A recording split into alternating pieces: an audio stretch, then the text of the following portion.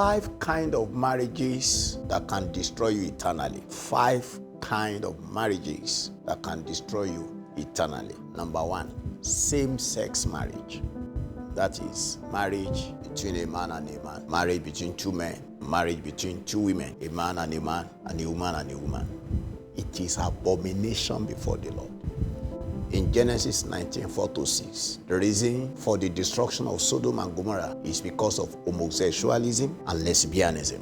It is abomination to the Lord. In 1 Corinthians 6:9, whoever that engages in this kind of marriage will not inherit the kingdom of God, will be damned in hell. Number 2, incestuous marriage.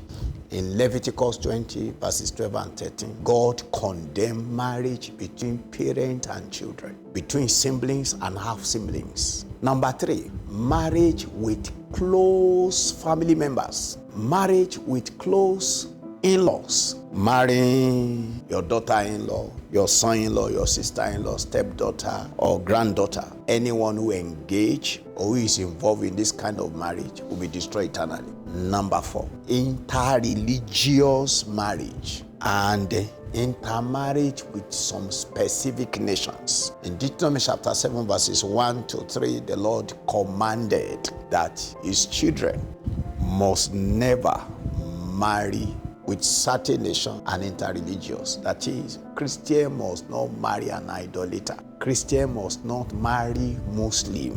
Anyone who does that, do it at the peril of his life in eternal hell. Number 5, intermarriage between Christians and non-Christians. The scripture says in 2 Corinthians 6:14, do not be unequally yoked with unbeliever. Avoid these 5 kinds of destructive marriage, so that your life and your eternity will not be spent in hell. Make sure you share this video, like it, and comment. God bless you.